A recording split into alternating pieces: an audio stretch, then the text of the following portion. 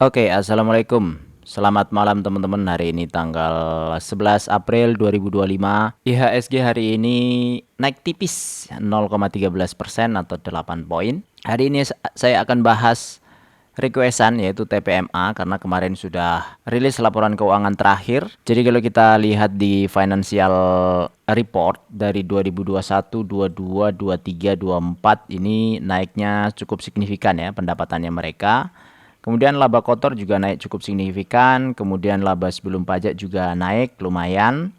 Lalu laba bersihnya naik terus. Nah, ini menarik untuk TPMA. Terus sekilas kalau dari sisi profilnya, servisnya TPMA ini ada di penyewaan ya, kapal tunda dan tongkang untuk towing, kemudian floating crane ini servis untuk batu bara. Jadi yang dilayani adalah dari pelabuhan, kemudian ada transshipment, kemudian bongkar gitu ya. Terus areanya ada di Jawa, kemudian Kalimantan, kemudian ada di Sulawesi dan Sumatera. Kliennya ini yang paling besar kalau saya tahu ya ITMG dan KPC. Selanjutnya kita bahas dari laporan keuangan. Pendapatan di 2023 $111 juta, ini 2024 $119 juta.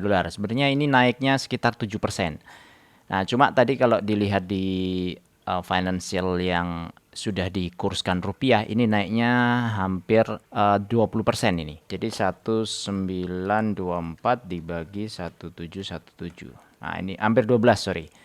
Sehingga selisihnya dari 7 ke 12% itu kemungkinan besarnya ya kurs ya, karena ini dikurskan ke dolar. Terus labanya juga ikut naik. Laba bersihnya, laba per sahamnya juga lumayan ya naiknya 0,075 ke 0,082. Jadi kalau dividen payout rasionya itu sama, maka yieldnya kemungkinan nanti juga akan lebih tinggi dari biasanya. Terus untuk saldo laba di awal 2023 itu sekitar yang belum ditentukan penggunaannya $55 juta. Kemudian ada dividen $15 juta. Jadi ada hasil $19 juta, maka sisanya di akhir 2023 itu $59 juta.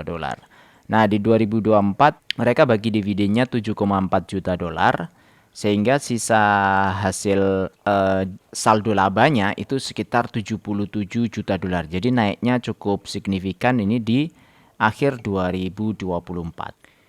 Memang kalau dilihat dari payoutnya, TPMA itu posisinya kan dividen 2022 60, di 2023 75. Nah, ini yield payout rasionya 2022 itu 95%. Jadi seolah-olah posisi ini itu 15 ini adalah 95% dari 19, mestinya begitu. Kemudian yang 75 ini sekitar 87%. Nah, apakah dia bagi dividen di 2025 ini atau closing 2024, apakah mereka akan bagi? Mestinya kalau lihat dari historinya dia akan bagi. Jadi kalau lihat ya 2014 bagi 17, 18, 19, 20, 21, 22, 23, 24. TPMA sendiri listingnya itu tahun 2013. Jadi sebenarnya mereka tidak bagi itu di 15-16. Saya nggak tahu ada apa di situ. Tapi setelah 2017 itu bagi terus.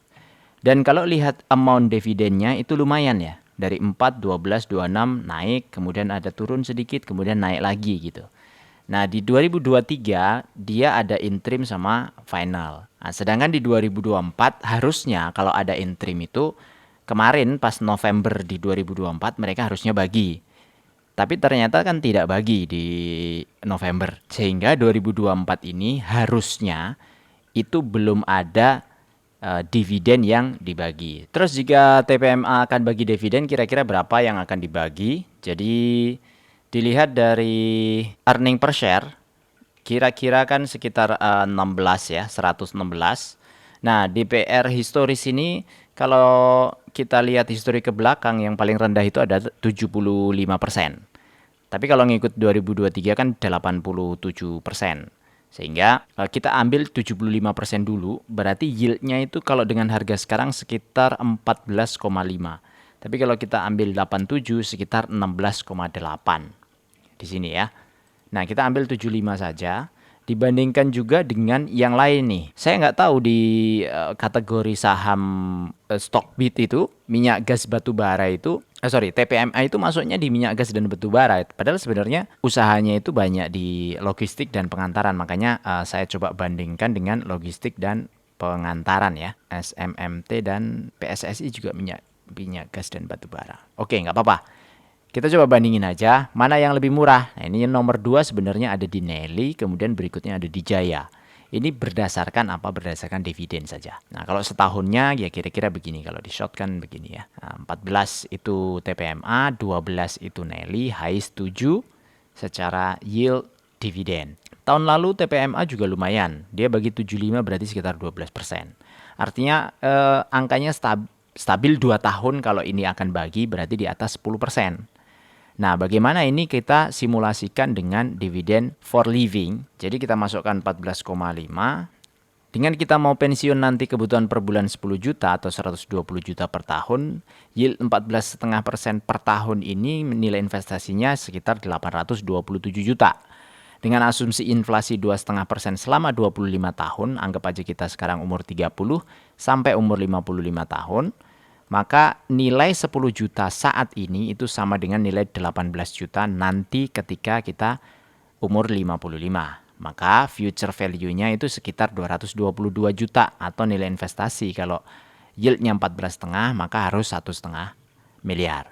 Asumsi kenaikan invest kita per 5 tahun itu kita asumsikan 20%. Nah, maka modal awal 50 juta dengan 2 juta per bulan kita nabung. Tahun pertama 74 juta investasi kita, dapat dividen 10 juta kita investasikan kembali dengan tanpa diambil, maka total investasi di tahun kedua itu sekitar 108 juta dan seterusnya.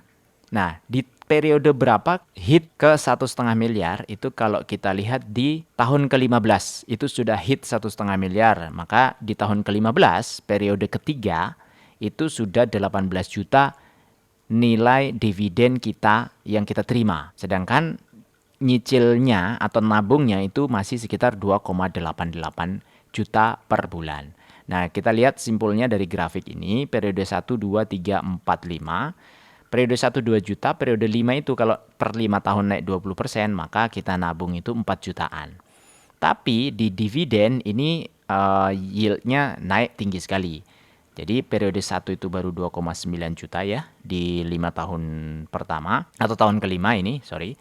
Nah, ini di periode kelima, tahun kelimanya, maksudnya tahun ke-25 berarti, itu kita sudah punya dividen 83.722.000 yaitu di sini ya. Artinya sebenarnya sangat cukup untuk kita pensiun dengan catatan simulasi ini 14,5% ini terjadi setiap tahun. Artinya yield investasi kita itu setiap tahun terjadinya di 14,5. Kalau di bawah ini bagaimana, Bang?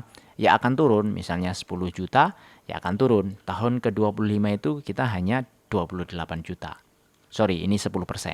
Tapi kalau 15% ya akan naik jadi 93 juta. Dividen yang kita terima. Saya kira cukup untuk besok hari Sabtu saya akan share kira-kira 5 atau 10 besar saham yang ada di list saya ke teman-teman sesuai janji saya. Harusnya hari ini karena hari ini saya pindah komputer, jadi ini tidak ada wajah, nggak apa-apa. Yang penting bisa menyampaikan informasi dengan tepat. Kalau ada request, silahkan request, komen aja di kolom komentar, semoga saya bisa membawakannya. Sampai jumpa lagi di video berikutnya. Wassalamualaikum warahmatullahi wabarakatuh.